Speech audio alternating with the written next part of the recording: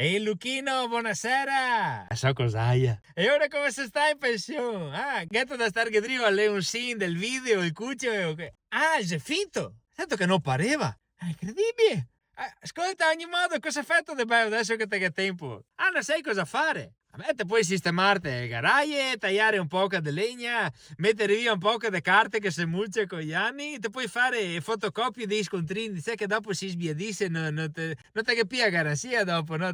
No, mi non faccio tutte queste robe qua, no. A casa mia che pensa Renzo di Aproloco e fa tutto Renzo. E sentite che fa trovare una pila di carte, tempo un quarto d'ora e uga scannerizza, catalogare chi via tutto. Ora che chat GPT ogni tanto chiama Renzo di Aproloco per avere due dritte, senz'altro. No, ma lei è talmente preciso che prima che scada il bollo della macchina, se io che scrive a Regione Veneto per ricordare che devo mandare il promemoria, capisci te, Renzo di Aproloco? Senz'altro.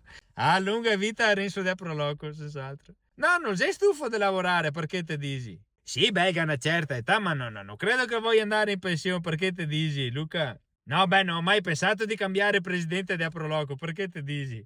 Te vuoi candidarti, ti? Presidente di Aproloco? So Luca, qua parliamo di un curriculum straordinario, cioè di grandi capacità oratorie, capacità di problem solving straordinarie, empatia con le persone, visione strategica del futuro, elevate capacità organizzative e motivazionali. Perché te mi ringrazi?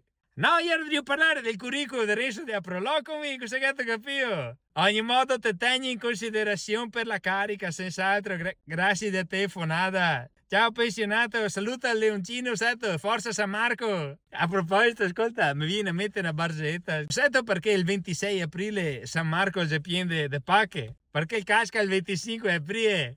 Hai capito? Ciao Luchino!